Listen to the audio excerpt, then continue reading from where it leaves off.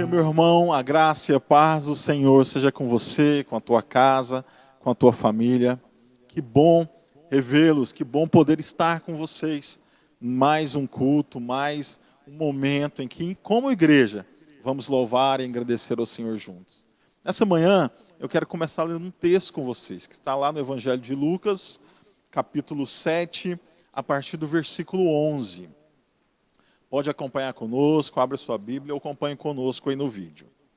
Lucas 7, versículo 11. Vamos ler. Logo depois, Jesus foi a uma cidade chamada Naim, e com ele iam seus discípulos e uma grande multidão. Ao se aproximar da porta da cidade, estava saindo o enterro do filho único de uma viúva, e uma grande multidão da cidade estava com ela. Ao vê-la, o Senhor se compadeceu dela e disse: não chore. Depois, aproximou-se e tocou no caixão. Os que estavam pararam. Jesus disse, os que carregavam pararam. Jesus disse: jovem, eu lhe digo, levante-se. O jovem sentou-se e começou a conversar, e Jesus o entregou à sua mãe. Eu vou terminar aqui. Eu vejo Jesus se relacionando com o homem, se relacionando conosco, nos momentos mais difíceis. Eu não tenho ideia, mas provavelmente aquele era o momento mais difícil daquela mulher. Ela era viúva e tinha acabado de perder o seu único filho. E quando Jesus encontra, e eu quero esses dois pontos com você, quando Jesus encontra essa mulher saindo para enterrar o seu filho, o texto diz que Jesus se compadeceu dela. Jesus a amou, Jesus esteve com ela. E depois diz que Jesus vai e ressuscita aquele menino. Nesse ponto, eu quero compartilhar com você que em todo o tempo Jesus olha para a gente com os olhos de compaixão. Ele se compadece de mim. Eu não sei como está sendo os seus dias. Eu posso ter uma ideia. Às vezes a gente nem dorme à noite, às vezes a gente está pensando como será o dia de amanhã. Jesus, ele se compadece de mim e de você. E Jesus também não só se compadece, como ele tira a nossa tristeza. A dor daquela mulher, a tristeza daquela mulher era única. E Jesus vai ali e tira, ama ao ponto de tirar toda a dor e tirar toda a tristeza. Essa manhã, Jesus está conosco. E o desejo dele e a ação dele é que a gente confie e entregue nas mãos dele, porque ele quer tirar a minha e a sua tristeza. Que a gente aprenda um pouco mais do Senhor nessa manhã. E que o Senhor possa se derramar sobre você em nome de Jesus. Vem louvar com a gente. Vamos adorar ao Senhor nesse momento, em nome de Jesus, e que Deus te abençoe.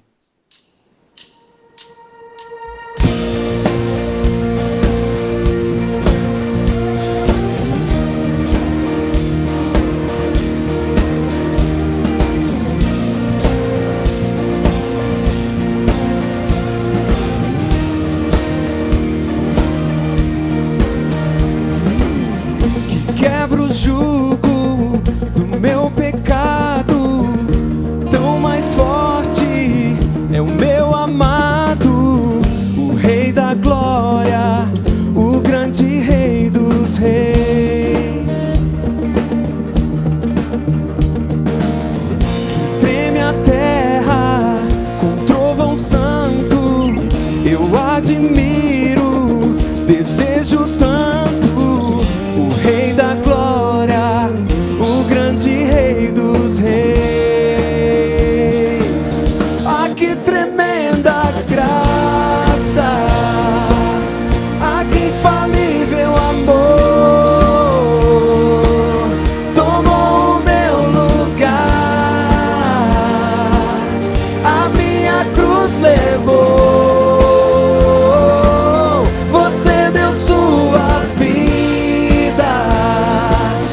Estou liberto, enfim. Oh, Jesus, eu canto pelo que fez por mim.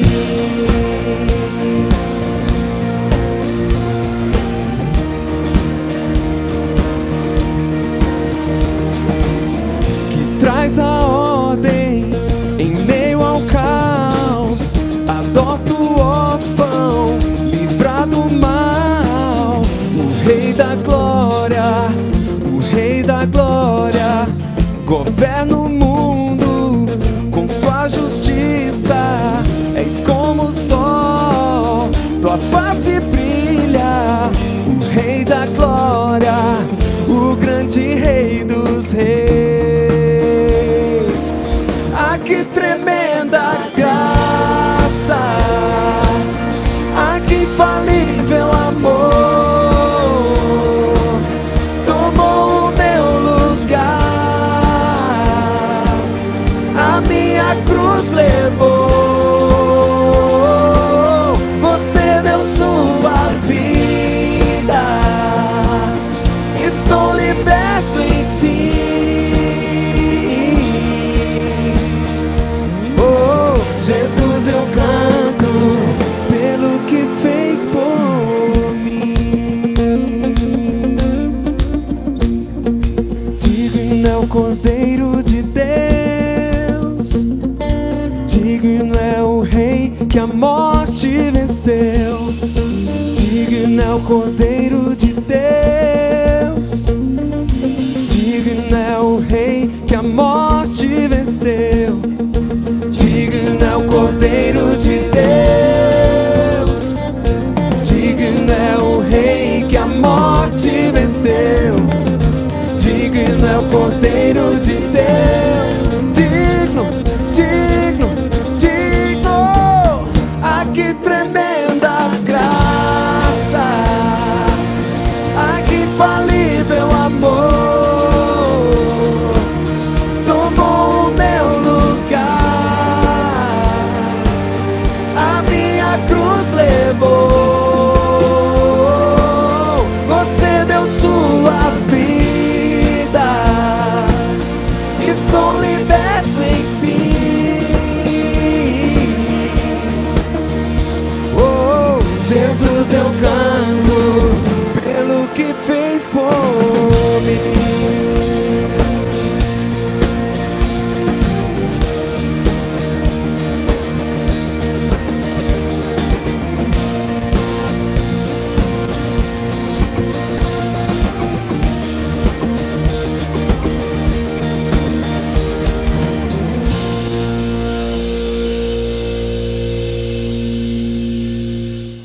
Irmãos, a graça e a paz do nosso Senhor Jesus Cristo. Que bom estarmos mais uma vez reunidos nesta manhã de domingo. E gostaríamos, neste momento, de termos um tempo de oração. E gostaria de convidar você, meu irmão, minha irmã, que você pudesse colocar diante de Deus aquilo que é uma necessidade genuína, verdadeira, que você tem para a sua vida ou para a sua família. Nós gostaríamos de buscar a Deus, de clamarmos a Deus neste momento, né? Principalmente por aquelas pessoas que estão doentes, aquelas pessoas que estão enfermas. Temos pessoas que estão passando por um momento assim, de angústia, de tristeza, mas cremos que pela oração e pelo poder de Deus, Deus há de trazer alívio, Deus há de trazer consolo e Deus também há de prover tudo aquilo que é necessário para a sua vida, para a sua família. Deus é aquele que pode fazer todas as coisas. Então, quero convidar você a fechar seus olhos nessa hora e vamos falar com Deus. Pai, neste momento em que nós buscamos o Senhor juntos, eu aqui, ó Deus, os irmãos, ó Deus, em suas casas, ó Deus, nós queremos unir a nossa oração e queremos declarar, meu Pai, a nossa dependência do Senhor e queremos suplicar ao Senhor que o Senhor, Pai, possa ir de encontro a Deus a cada necessidade, a cada situação, a cada circunstância que envolve, Deus, a vida do meu irmão, da minha irmã, ou desse telespectador, dessa pessoa que está ouvindo nesta hora, ó Deus, esse culto, está participando desse culto, está participando deste momento, Deus, de oração. Eu quero pedir ao Senhor, meu Deus, que o Senhor possa ir de encontro, Deus, a necessidade, ó Deus, da sua família, possa, Deus, ir de encontro à sua necessidade pessoal. Senhor, a palavra do Senhor vai nos mostrar, Deus, que o Senhor é aquele que não rejeita um coração sincero. E quando nós buscamos com sinceridade ao Senhor, o Senhor, meu Deus, se curva para nós, o Senhor olha para nós, o Senhor estende a sua mão para nós. E eu peço ao Senhor nesta manhã, que o Senhor estenda, meu Deus, a sua mão, ó Deus, sobre a vida do meu irmão, da minha irmã, ó Deus, dessa pessoa que está nessa hora clamando a Ti, suplicando ao Senhor, que talvez esteja, ó Deus, angustiada, Deus, na sua alma, que talvez, meu Deus, tenha perdido o seu emprego, meu Deus, que talvez está enfrentando uma crise no seu relacionamento conjugal, no seu relacionamento familiar, com seus filhos. Pai, em nome de Jesus, talvez esteja precisando de uma providência, ó Deus, do Senhor.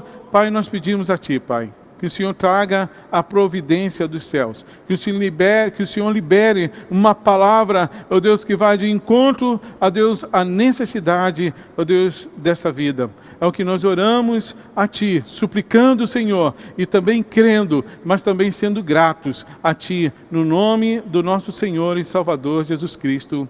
Amém. Meu irmão, minha irmã, que Deus continue abençoando a sua vida, que Deus continue abençoando a sua família. Amém. Queridos irmãos, graça e paz da parte de Jesus Cristo, quero trazer aqui uma breve palavra do coração de Deus ao nosso coração, registrado no Evangelho de Mateus, capítulo 6, nesse grande sermão da montanha.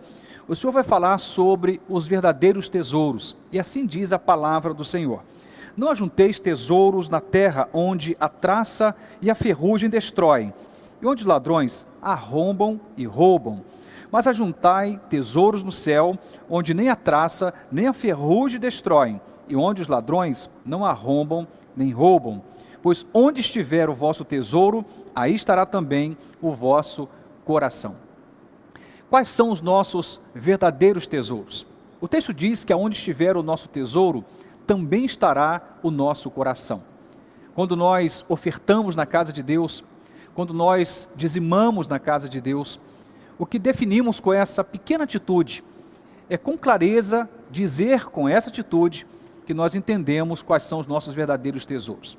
Cada recurso que tem entrado nesta obra tem alcançado um propósito maior, e eu diria um propósito eterno. Temos podido abençoar muitas famílias, temos podido sustentar obras missionárias, temos podido sustentar obras sociais, temos podido honrar os compromissos da igreja, alguns compromissos que são tributários, outros compromissos, que são ministeriais. Isso tudo porque você e sua família, compreendendo quais são os verdadeiros tesouros, com generosidade, com amor, tem dedicado sua oferta e seu dízimo na casa de Deus. Eu quero então agradecer, minha palavra aqui é de gratidão ao Senhor, por sua vida, por sua família, pela generosidade como que você tem contribuído com esta obra. Já se passaram várias semanas desde que essa grande pandemia se instala e a gente começa a ter restrições no que toca às nossas reuniões presenciais. Mesmo assim, com a graça de Deus, temos podido honrar os nossos compromissos, temos podido manter aquilo que é prioridade na obra de Deus. Fica aqui minha palavra de gratidão. E você que continua ou deseja continuar contribuindo, poderá fazê-lo através de transferência bancária, poderá fazê-lo também através de depósito bancário ou, segundo temos informado a própria congregação, durante o expediente comercial, especialmente de 1h30 às 17 horas, a secretaria tem estado aberta também para recebê-lo. O mais importante nessa história toda é que estamos aprendendo nesse caminho a depender do Senhor. E com muita clareza, ao dizimar e ofertar, estamos comunicando para nós mesmos e para aqueles que nos cercam, quem é que manda em nossa vida, quem é o Senhor do nosso coração. Deus seja louvado por sua vida, por sua generosidade, e que Deus faça prosperar o nosso caminho, o caminho de cada um de nós. Eu quero orar nesse instante, e nessa oração também de gratidão, quero aproveitar e orar pelas famílias que estão passando por dificuldades, orar por você que talvez tem muito desejo no coração de contribuir com a obra de Deus e não pode fazê-lo, talvez está desempregado, perdeu renda. Nós entendemos que é assim, no reino de Deus é um pelo outro, o outro pelo um, e Deus por todos nós. E é interessante que cada oferta, temos falado sobre isto, cada dízimo tem alcançado muitas famílias em nossa cidade. Temos podido abençoar muita gente, porque você entendeu o princípio de repartir. Quero orar então nesse instante em nome de Jesus. Senhor Deus, nós te adoramos, nós te bendizemos, porque o Senhor tem nos dado o privilégio de contribuirmos com a tua obra. Cada recurso que tem chegado, ó Deus, à nossa família, temos podido, Deus, por esse privilégio, repartir com tantas outras famílias, através das obras sociais e missionárias desta igreja. Obrigado, Senhor, por esse privilégio. Também quero orar em gratidão pelas famílias que têm contribuído com a tua obra, pelas famílias que têm agido com generosidade, mas também encerro a minha oração clamando ao Senhor por aqueles que estão passando talvez pelos seus piores dias, por privações econômicas, talvez alguns que perderam o seu emprego, perderam renda, que o Senhor possa agir com misericórdia e nos ajudar como igreja a sermos uma mão estendida, um braço amigo. Nos ajude, Deus, a repartirmos daquilo que temos recebido também. Oro para que o Senhor possa trazer um tempo novo, um renovo no coração de cada família, em especial daquelas que estão sendo afetadas diretamente por esse momento, ó Deus, com restrições financeiras. Pedimos por misericórdia, porque sabemos que do alto vem o nosso socorro. Nos abençoe a todos nós, nos ajude como igreja a continuarmos sendo, ó Deus, honestos na nossa forma de administrar. Ó Deus, que haja sempre lisura, transparência, e que o teu nome seja honrado em cada atitude desta igreja, para o louvor da tua glória, em nome de Jesus. Amém. Deus abençoe sua vida e a sua família, em nome de Jesus.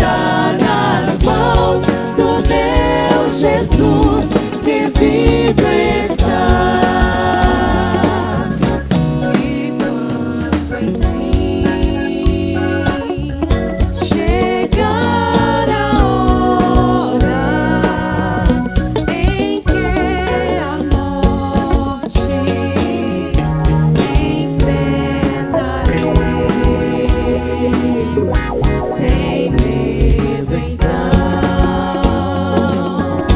terei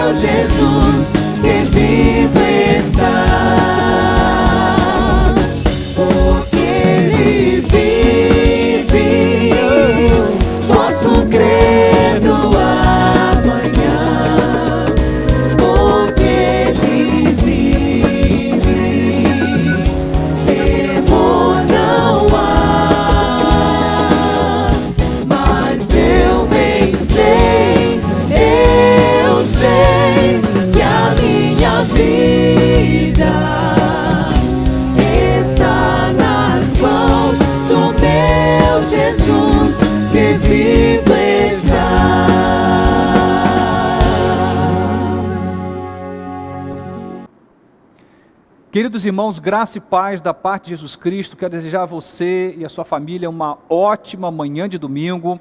Que Deus possa falar profundamente ao nosso coração nesta manhã. A palavra de Deus nunca volta vazia. Ela tem um poder de alcançar o nosso coração em um nível que palavra humana alguma conseguiria fazê-lo. E nesse momento quero conversar um pouco a respeito do Salmo 128. E o tema de hoje é a família no ideal de Deus. Se você puder observar nesse texto sagrado, vai entender qual é a opinião de Deus, qual é o olhar de Deus sobre a família. Escute só o que diz essa narrativa bíblica. Bem-aventurado aquele que teme ao Senhor e anda nos seus caminhos. Comerás o trabalho das tuas mãos, feliz serás e te irá bem. A tua mulher será como a videira frutífera aos lados da tua casa. Os teus filhos como plantas de oliveira à roda da tua mesa. Assim é abençoado o homem que teme ao Senhor. O Senhor te abençoe de Sião todos os dias da tua vida, para que vejas a prosperidade de Jerusalém e vivas para ver os filhos de teus filhos. Paz seja sobre Israel. Eu quero orar nesse instante e nesta oração peço ao Senhor, o Deus desta palavra, que fale ao meu e ao seu coração. Que essa palavra ela não volte vazia, que eu e você sejamos uma terra fértil, para que essa semente poderosa que é a palavra de Deus, caindo, ela possa germinar e frutificar. Te convido a orar com a sua família também na sua casa. A família no ideal de Deus. Sobre isso que vamos conversar daqui a pouquinho. Vamos orar? Deus Santo e Eterno Pai, somos gratos a Ti por esse tesouro precioso que o Senhor tem nos dado, que é a nossa família. E compreendemos, Deus, que o Senhor tem um propósito para a nossa família, para cada família.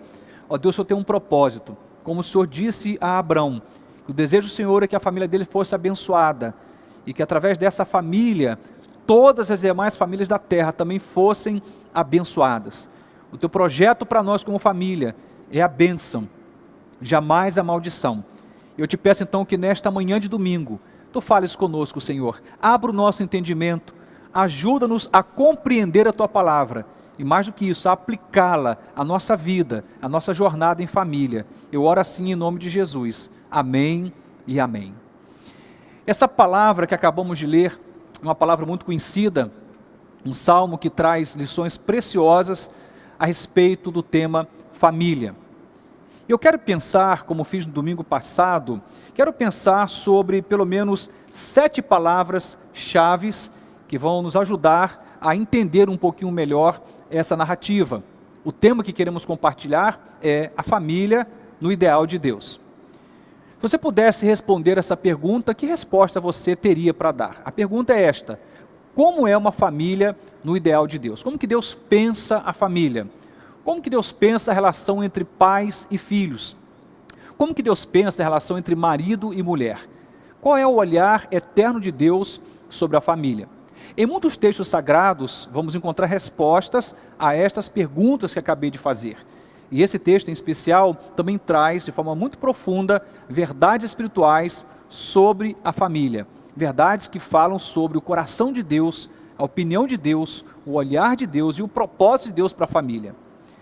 Portanto, quero pensar nessas 7 palavras-chave para nos ajudar a compreender esse tema maior, a família no ideal de Deus. A primeira palavra que eu quero trazer aqui é a palavra temor. A Bíblia diz assim: bem-aventurado aquele que teme ao Senhor.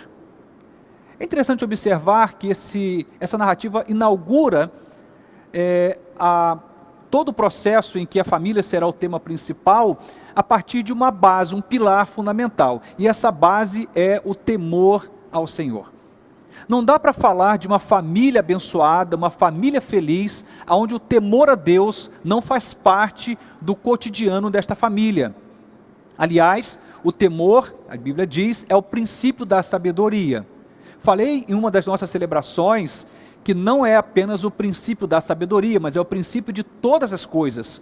Não dá para falar de família abençoada, não dá para falar de casamento abençoado, não dá para falar de relação pais e filhos abençoada, sem pensarmos no princípio do temor.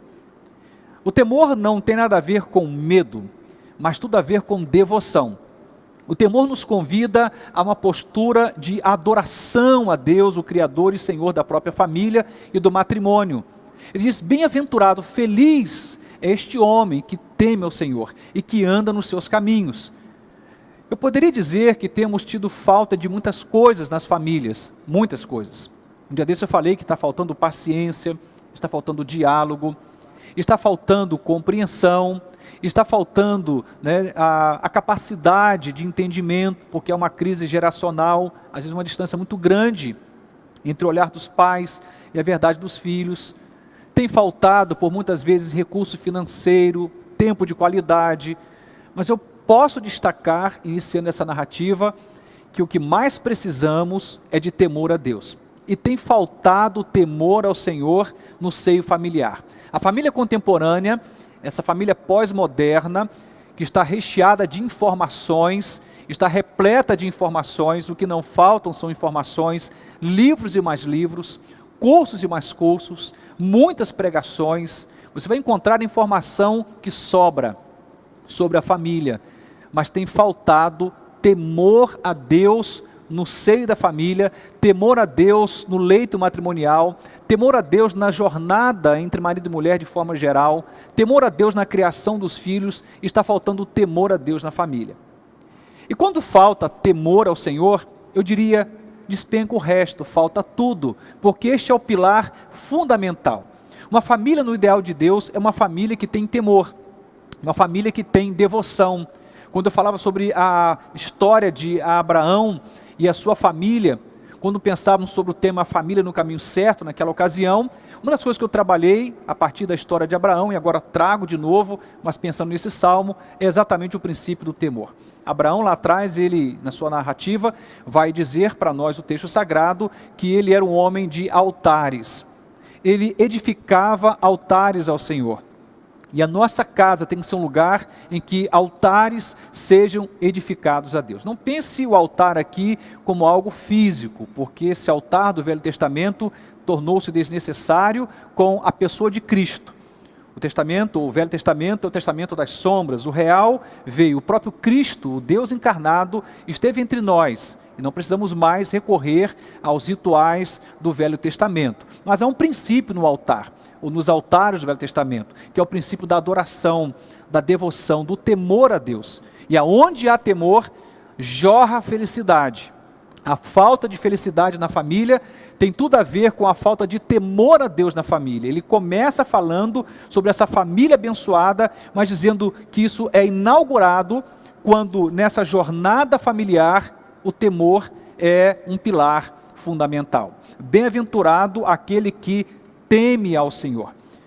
Quando vejo pessoas tomando decisão em função do casamento ou da crise conjugal, as orientações que são dadas, às vezes a um filho adolescente, a uma menina ou menino, a forma como as famílias lidam com o dinheiro, com a verdade, com o tempo, por muitas vezes de forma equivocada, e isso traz dores, isso traz prejuízos para os membros dessa mesma família. Mas podemos evitar essas dores e prejuízos simplesmente consultássemos a Deus em devoção, em adoração e tivéssemos um pingo de temor a Deus. Não podemos decidir a vida por nós mesmos. Fala-se muito de autonomia, e eu entendo que há um lugar para a autonomia. Mas, biblicamente falando, eu trocaria a palavra autonomia pela palavra cristonomia. O que significa isto? Não é a minha lei que vale, mas é a lei de Cristo. Não sou eu que defino, não sou eu que organizo e oriento os passos da minha família. E se o faço no temor de Deus, a partir da orientação do Cristo, do Deus que se fez carne, habitou entre nós e vimos a sua glória como a glória do unigênito Filho de Deus. Semana passada falávamos sobre a história de Jairo e a grande demanda que ele tinha, que era a doença da sua filhinha de 12 anos, que inclusive depois morre. e é um processo lindo ali de restauração da vida, de um processo de restauração da alegria daquela família, quando Cristo ordena aquela menina já morta, Talita cumi, menina, levanta e anda, e Deus devolve a alegria àquela casa. Sabe por que aquela menina ressuscita? O ponto fundamental é que havia temor no coração daquele pai, de tal modo em que o temor pôde comandar aquela casa num caminho de felicidade. Feliz, bem-aventurado é o pai que tem temor no coração, temor a Deus no coração. Bem-aventurado é a mãe, o esposo, a esposa. Bem-aventurado o filho, o avô, a avó. Bem-aventurado é a família que tem temor ao Senhor no coração. Essa família é a família do ideal de Deus. Tudo começa com temor. E eu não estou falando aqui de práticas religiosas. Não me remeto ao fato de se congregar na religião X, Y, Z, na igreja tal. Não é isto. É mais do que isto. É entender o lugar de Deus, o Criador e Senhor, na história da humanidade e mais ainda, na história da sua família, do seu casamento. E esse princípio do temor a Deus é o pilar que ordena todas as coisas e que proporciona a mim e a sua família uma chance de encontrarmos a felicidade nessa jornada familiar. Fora do temor a Deus, sinceramente não creio que possamos ter uma família abençoada e feliz. O texto vai seguir e eu trago aqui uma segunda palavra-chave que me ajuda a interpretar esse texto. E a palavra é caminho. Olha o que a Bíblia diz: bem-aventurado aquele que teme ao Senhor e anda nos seus caminhos. Ele prossegue e diz: comerás do trabalho das tuas mãos, feliz serás e te irá bem. O texto fala aqui de dois caminhos. O primeiro caminho que o texto vai narrar é o caminho com Deus e o caminho de Deus. Esse caminho do Senhor. Aquele que anda no caminho do Senhor. O temor a Deus vai te ajudar a andar nesse caminho que Deus tem para você. O que Deus pensa sobre o seu matrimônio. A Bíblia diz, e quando eu faço esse caminho da obediência à palavra, eu estou andando no caminho do Senhor. O que Deus pensa sobre o modo como vou lidar com a sexualidade dos meus filhos, com o dinheiro da família, com o tempo, com os limites. Tudo isso pode funcionar muito bem, e esse caminho ele pode ser trilhado quando há temor. Por isso o temor inaugura tudo. Mas a partir do temor, o desafio é andar no caminho de Deus. Aliás, é inevitável. Quando você tem temor no coração, você vai conduzir a sua vida e a sua família nos caminhos de Deus. E aí logo depois ele fala que o nosso caminho irá bem. Não dá para pensar numa jornada humana, vamos pensar em coisas que uma família tem, vamos pensar na educação dos filhos, na faculdade, no trabalho, né, do esposo, da esposa. Pensa nas questões que envolvem uma família. Esse caminho só irá bem se tudo começa no princípio de que, por temor, andamos nos caminhos de Deus. Andar no caminho de Deus, ou no caminho da fé, no caminho do reino dos céus, nos ajuda a andar no nosso caminho humano de forma próspera e abençoada. O texto é claro em dizer aqui: comerás o trabalho das tuas mãos, feliz serás e te irá bem. Se os nossos caminhos estão travados, truncados, se estamos caminhando em buracos, estamos tropeçando, nos machucando na jornada da vida, talvez seja a hora de considerar o fato de que é bem provável que não estejamos andando com a nossa família nos caminhos de Deus. Porque quando andamos nos caminhos de Deus, o nosso caminho irá bem, a nossa vida vai andar bem. É o que a palavra diz. Aliás, quais são os caminhos que você tem andado? Muitos estão andando não por caminhos espirituais ou pelo caminho da fé, mas estão andando por atalhos da vida. Não dá para pegar atalhos na vida e esperar que Deus traga bênção sobre a nossa casa. Não, não é possível.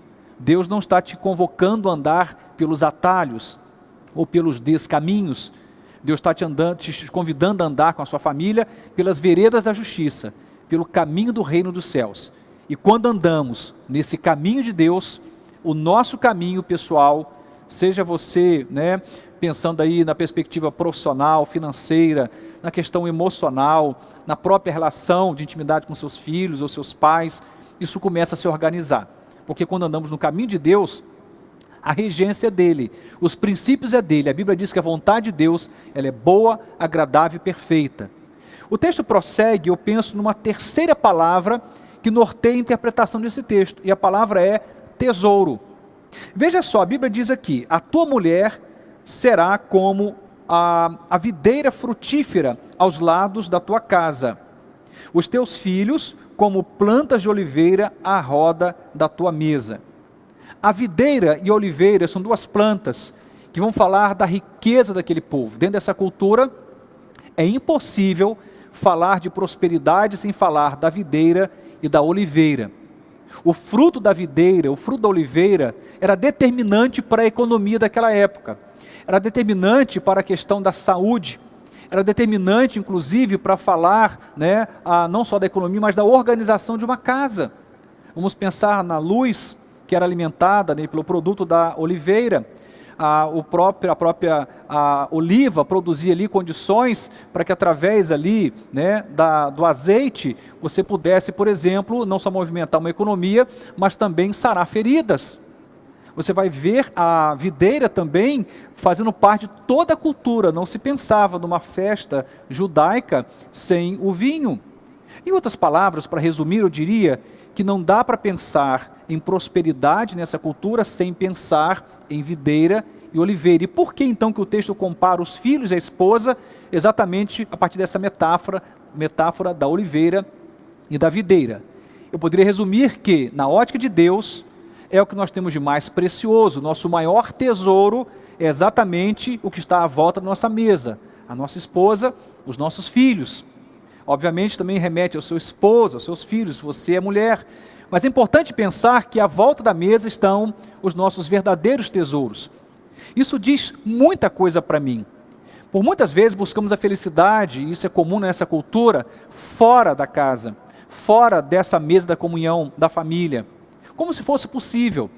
Eu diria, você pode buscar em qualquer lugar a felicidade, mas a verdadeira felicidade começa no seio familiar, começa na sua casa, onde há temor a Deus, onde essa família, por temor a Deus, aprendeu a andar nos caminhos eternos de Deus, e agora então essa esposa é abençoada, esses filhos são abençoados, esse marido é abençoado, e aí a metáfora que aparece é a videira e a oliveira. Eu digo que é o tesouro que temos. É a dádiva de Deus para nós, e não podemos tratá-la de qualquer maneira. Se nós tirarmos a videira daquela cultura, se tirarmos a oliveira daquela cultura, nós temos um problema grave econômico, temos um problema grave na forma cultural como as famílias e as festas aconteciam, como as famílias se organizavam e as festas aconteciam. Era importantíssimo, no entanto, nós entendemos aqui como metáfora, e eu diria, se nós tirarmos essa bênção que temos que a nossa família, não sobra muita coisa. Aliás, o que sobra não é sinônimo de felicidade. Um homem sem família, uma mulher sem família, um jovem, uma jovem, um adolescente sem referência familiar, no meu entendimento, à luz da palavra, está perdido. Porque Deus se movimenta na terra, Deus faz o caminho de se revelar-se a partir, sobretudo, da família. Deus se revela de muitas formas, mas a família é, na verdade, a grande forma de Deus se manifestar, dele apontar quais são os valores do reino dos céus. Eu gosto de pensar que nada revela tão bem o reino de Deus e os valores do reino de Deus como a família. Portanto, tesouro. A sua família é um tesouro. A hora que você estiver com a sua família à mesa, numa refeição, um café da manhã, um almoço, olhe nos olhos dos seus filhos, seus pais, observe, perceba os detalhes, e quando você olhar para a sua família, lembre desse texto, você está com um grande tesouro à roda da sua mesa, você está com um grande tesouro, assim como a videira e a oliveira era um sinônimo de riqueza para aquela cultura judaica, para nós, a nossa família, é um grande tesouro de Deus. Eu diria então que há também uma quarta palavra-chave aqui. Eu falei sobre a palavra temor, caminho, tesouro, e agora falo sobre a palavra intimidade. O texto diz aqui, ainda no verso 3, a tua mulher será como a videira frutífera aos lados da tua casa. E no final ele diz, e os teus filhos como plantas de oliveira à roda da tua mesa. As duas expressões, tanto remetendo à esposa e aos filhos, nos convoca a pensar numa comunhão, numa unidade, numa intimidade. A mesa é lugar de intimidade. Eu falava sobre isso em uma das ministrações nessa série ao longo dessa quarentena. Falei sobre a bênção à mesa, a bênção da família à mesa. E aqui estamos diante de uma cena que sugere exatamente isso, essa comunhão à mesa. Mas a palavra que eu estou destacando é a palavra intimidade. A família, no ideal de Deus, é uma família em que as pessoas não são estranhas. Elas não somente se reconhecem e sabem quais são os papéis que são ocupados ali, o filho sabe quem é o pai sabe quem é o filho, a esposa sabe quem é o marido, ou seja, não somente se reconhecem, mas também se conhecem intimamente. O que tem me assustado, infelizmente, isso tem sido quase uma regra geral, é um completo desconhecimento a respeito do que se passa no coração da família. Muitos maridos não fazem ideia do que se passa no coração das suas esposas, porque não há uma conversa de qualidade, não há um aconchego, não há um diálogo, pelo menos na medida em que se espera. Às vezes até se conversa sobre coisas periféricas, mas não há um abrir do coração, um rasgar da alma.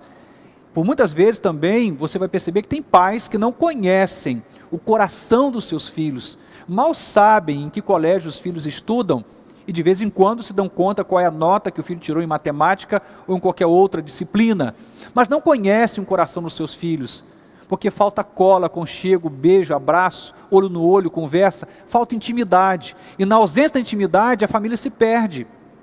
Eu diria que a família, como um grande protótipo social, nos ensina como estabelecer um vínculo saudável e duradouro. Se não há intimidade na família, isso vai levar aqueles que compartilham da família, provavelmente a um padrão de relações rasas, superficiais, inconsistentes e não duradouras. A intimidade não é um detalhe, a intimidade na família é um norte, é um fundamento. Assim como eu falei do pilar fundamental que é o temor, a intimidade também é um grande pilar numa família, no ideal de Deus. Imagine só, você está convivendo com pessoas que se chamam de família, que eu tenho certeza que existe amor no coração, a gente ama a família da gente, mas seria uma ironia se nós não conhecêssemos ou não conhecermos o coração dos nossos pais, dos nossos filhos, da esposa, do marido. O texto nos convida para pensar numa família no ideal de Deus, mas essa família precisa celebrar intimidade. E como que a intimidade se constrói? Eu diria com tempo de qualidade, onde a gente para o que está sendo feito e para ouvir o que o filho está dizendo, o que a esposa está querendo repartir, para escutar os seus pais, ouça um pouco o coração da sua esposa, comece a dar tempo. A gente precisa entrar por esse caminho, não dá para falar de família abençoada e feliz, onde as pessoas se comportam como se fossem estranhas dentro do mesmo espaço. Mas há uma outra palavra aqui, a quinta palavra, o texto vai dizer aqui: assim é abençoado o homem que teme ao Senhor. O Senhor te abençoe de Sião todos os dias da tua vida, para que vejas a prosperidade de Jerusalém. Eu falei sobre temor, tudo começa aí o principal pilar. O temor vai te conduzir a caminhos eternos, aos caminhos de Deus, o que vai te fazer ser abençoado nos seus próprios caminhos. Esse caminho de Deus vai te apresentar uma realidade muito especial, que a sua família é um grande tesouro de Deus para a sua vida, e você vai celebrar esse tesouro, isso vai gerar intimidade. E agora sabe qual a consequência disto? Prosperidade. A vida familiar começa a andar para frente. Uma família próspera é uma família que começa com temor, passa pelos caminhos eternos de Deus, e eu dizia agora há pouco, celebra a intimidade. A gente começa a prosperar. Não entenda prosperidade aqui como simplesmente prosperidade financeira, não é isto. Eu diria, envolve a prosperidade financeira, mas é muito mais do que isto. A família prospera em paz, prospera em alegria, prospera em saúde emocional, prospera em diálogo, prospera em respeito, em honra. A família prospera quando ela tem temor no coração, temor a Deus, ela também vai experimentar prosperidade em sua jornada.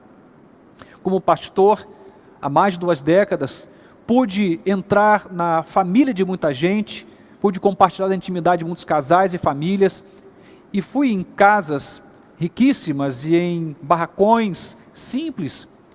E é interessante que a maior riqueza não se estabelece pelo endereço, não é se temos muito ou pouco. Há famílias ricas que também são prósperas espiritualmente, por quem tem temor no coração e não se perdeu por conta da riqueza que possui. Há famílias simples que quase nada têm, vive com pouco, mas tem riqueza espiritual, tem intimidade. É uma família que prospera em paz e alegria. O determinante da prosperidade não é o quanto você ganha, o lugar que você trabalha, se tem um carro ou uma bicicleta ou se não tem nada, Não é isto o determinante, é o temor a Deus, é a presença de Deus, que gera intimidade entre os membros dessa família e, portanto, faz a família andar para frente. Eu vim de uma família muito simples, com poucos recursos, mas posso afirmar que eu vim de uma família que prosperou. Eu aprendi a andar em honestidade, eu aprendi a respeitar os idosos, aprendi a honrar os pais. A família ensina tanta coisa para a gente, e mesmo na simplicidade, a gente pode aprender a viver um caminho de prosperidade. Bom, o texto vai seguir, eu quero então chamar a atenção para uma sexta palavra, quase caminhando para finalizar aqui, e a palavra é longevidade. A Bíblia diz assim: e vivas para ver os filhos dos teus filhos, paz seja sobre Israel. O projeto de Deus para nós envolve uma vida longa e abençoada. Talvez você pode dizer, pastor, mas eu conheço tanta gente que morreu cedo. Bom, podemos entender que em toda regra há a sua exceção, e Deus nunca erra em seus propósitos. Ele é um Deus eterno e perfeito em tudo que faz. A palavra diz que os nossos dias estão contados. Deus sabe o tempo em que temos sobre esta terra. Mas quando nós, por exemplo, honramos nosso pai e nossa mãe, a Bíblia diz que honrar os nossos pais faz com que os nossos dias se prolonguem. E aqui também está falando quando a família tem temor no coração, quando a família anda nos caminhos de Deus, quando a família consegue entender que o maior tesouro é Deus e a família, quando a família consegue viver em intimidade, isso começa a levar a família a uma prosperidade, e uma das formas da família prosperar é ter vida longa. É você poder ver os seus filhos crescerem, é ver esses filhos não somente crescendo, mas se casando, é você poder contemplar os seus netos, e uma bênção maior que muitos têm podido ter, a bênção de ver os seus bisnetos.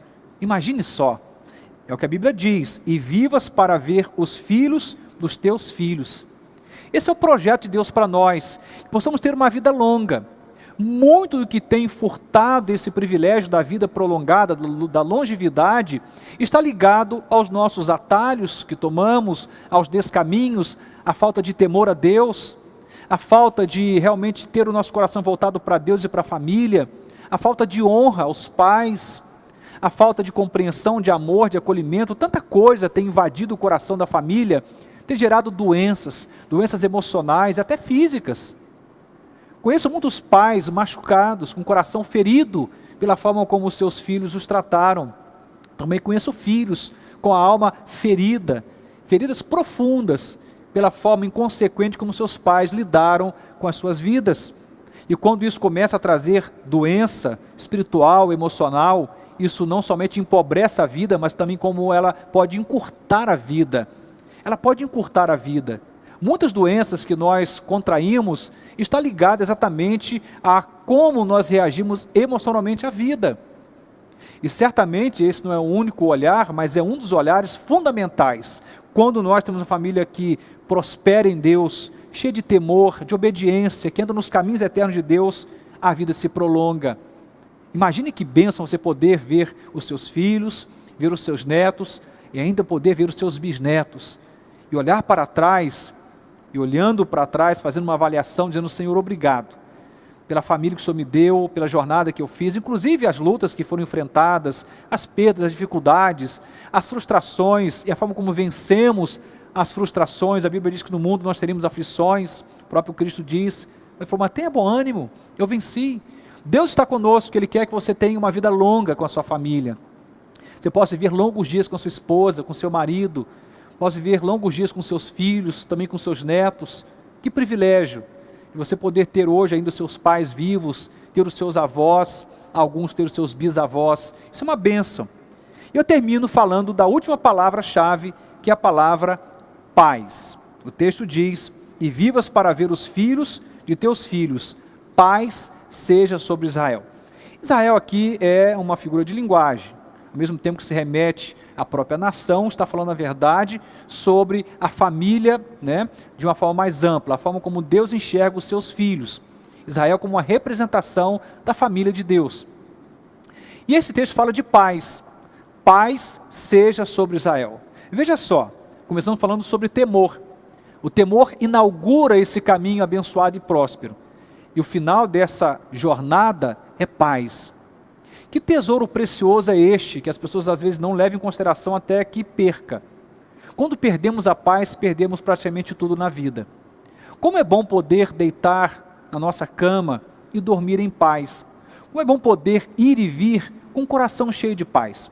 Como é bom poder ter uma conversa com seus filhos ou seus pais, e isso ser norteado por paz. Tem famílias que não sabem o que é ter paz. Na verdade, tem famílias que vivem a partir da guerra. Algumas guerras que são pronunciadas, verbalizadas. Algumas guerras que, inclusive, vão ser materializadas com violência, agressão física. Tenho acompanhado aí as notícias, e uma das coisas que aumentou muito nessa quarentena é a violência à mulher. Quantas mulheres agredidas pelos seus parceiros em casa? Quantos filhos que estão sendo agredidos pelos pais? Muita violência familiar, muita violência doméstica. Aliás, inclusive, tem também muitos maridos que são agredidos por suas esposas. Quanta família que não tem paz. Não sei como está a sua casa, não sei se a paz está lá na sua casa, mas a paz é um tesouro, é um bem precioso. No entanto, a paz é consequência do que eu falei até agora. Você jamais terá paz na sua família, até que haja muito temor no seu coração, até que você tenha no seu coração devoção a Deus, adoração ao Senhor. Entenda isto, Ele é o Deus que pensou na família, é quem criou o casamento, é quem idealizou essa relação familiar, e ninguém melhor do que Ele para dar o bom tom dessa jornada em família. Como está a sua relação com seus filhos? Existe paz? Existe paz com sua esposa, com seu marido? Existe paz com seus pais? Entenda que tem muitas guerras, como eu dizia, que elas são pronunciadas, são verbalizadas, mas há muitas guerras que são silenciosas. Conheço famílias que até não se agridem com palavras, aliás, por vezes nem pronunciam palavras alguma, e quando são pronunciadas, são triviais, superficiais, não tem nada a ver com vida, com prosperidade. Fala o necessário, conversa o suficiente, mas não tem intimidade. E existe guerra silenciada. Está claro que a família não se conhece ou não se entende, mas ninguém agride ninguém. Os vizinhos nem sabem que mora alguém naquela casa, mas tem guerras profundas no coração e na alma. Deus é o Deus da paz, e Ele quer que a sua família encontre paz. E como é bom vivermos em paz. Não vale a pena trocá-la por nada. Vou voltar aqui minha atenção e citar novamente as palavras que foram chave para essa interpretação. Eu disse: temor, caminho, tesouro, intimidade, prosperidade, longevidade e paz. Deus deseja que tenhamos uma família assim. E a minha oração nesta manhã de domingo é que Deus nos ajude, te ajude a ter uma família abençoada, como é o desejo do coração de Deus. A família, no ideal de Deus, passa por esses caminhos que aqui narramos nessa expressão do Salmo 128. Eu quero orar, e nessa oração, queria que você também pudesse abrir o seu coração. Talvez você esteja vivendo um tempo de muitas guerras, algumas verbalizadas, outras silenciosas. Talvez você percebe que já tem tempo em que vocês funcionam como estranhos dentro de casa. Fala: Senhor, nos ajude a encontrar o caminho da intimidade. Me ajude a conhecer o coração dos meus filhos. Me ajude a conhecer o coração dos meus pais, do meu marido, da minha esposa. Peça isso para Deus. Deus não vai te negar essa bênção, não. Pelo contrário, é desejo do coração dele que você tenha uma família abençoada. Mas vamos começar pedindo a Deus: Senhor, nos ajude a termos temor. Nos ensine o caminho do temor ao Senhor. Quero orar com você e por você, em nome de Jesus. Senhor Deus e eterno Pai, somos gratos ao Senhor pelo privilégio da Tua palavra. Como eu entendo, ela não pode voltar vazia, ela é poderosa, ela é eficaz, ela é capaz de penetrar aonde palavras humanas não penetram. E o Senhor é capaz de mudar o nosso coração e mente. O Senhor é capaz de apontar caminhos e propósitos novos pela Tua palavra. E nessa manhã de domingo, a minha oração: Senhor, nos ajude a termos uma família sempre abençoada, uma família que celebra a intimidade, uma família que vive no Teu caminho, e por isso os caminhos humanos desta família serão abençoados, irão bem, como diz a Tua palavra. Pai, que sejamos, ó Deus, uma família no Teu ideal, uma família que prospera, uma família que tem longevidade, Uma família em que podemos celebrar tempo com avós, bisavós, netos, bisnetos, filhos. Uma família que consegue encontrar paz no coração. Ajuda-nos, ó Deus, a vivermos esse ideal do Senhor para a nossa casa. Sabemos que por nós mesmos isto é impossível, porque não há poder em nós para que algo tão grandioso aconteça. Mas há poder de sobra no Senhor e na Tua Palavra, para que a nossa família seja uma família próspera e abençoada. Senhor, entregamos a nossa casa, nossa família, os nossos parentes em Tuas mãos nesta hora, e o fazemos em nome de Jesus. Amém e amém. Nós estamos chegando ao final desta ministração, também desta celebração. Desejo no meu coração que Deus tenha falado profundamente ao seu coração. Que Deus possa te abençoar grandemente, que nessa jornada em família, você tenha uma família, não no seu ideal particular, mas no ideal de Deus. Porque a vontade de Deus, ela é boa, agradável e perfeita. Deus te dê um restante de domingo abençoado na presença dEle, e até hoje à noite, às 19 horas, quando estaremos no nosso culto presencial, e às 19h30, estaremos aí também transmitindo ao vivo a nossa celebração. Deus te abençoe e até mais tarde, em nome de Jesus.